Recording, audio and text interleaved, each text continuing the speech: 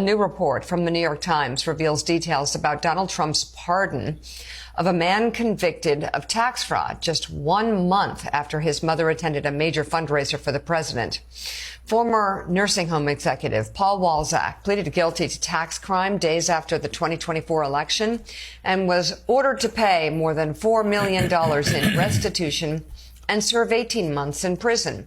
The Times reports a pardon application submitted around the time of Trump's inauguration cited Walzak's mother and her support for Trump, claiming her political activity motivated the prosecution against him. Trump eventually granted that pardon. Yeah, he was sentenced just 12 days before the pardon came down, and he was sentenced to 18 months in prison and to pay this $4.4 million in restitution. And we should stress here, he had pleaded guilty. This wasn't like a contested thing. He had pleaded guilty to 2 counts of taking tax, basically payroll tax fraud. He had taken the taxes, the federal withholding taxes out of the paychecks of his employees at these nursing homes, and then $10 million worth. And then instead of giving them to the IRS to be used for their Social Security, Medicare, etc. Later, he spent at least part of that money on his own enrichment. He bought a $2 million yacht. He made purchases at Cartier, Bergdorf Goodman,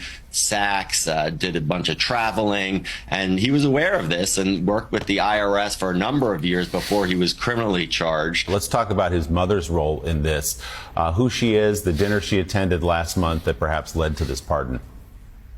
Yeah, she'd been a stalwart fundraiser in South Florida for Republican campaigns and party committees going back to the George W. Bush administration. But it's notable that her strength was really as a fundraiser, that is, bringing in checks from other people, including at fundraisers that she hosted at this lavish home that she had in Jupiter, Florida.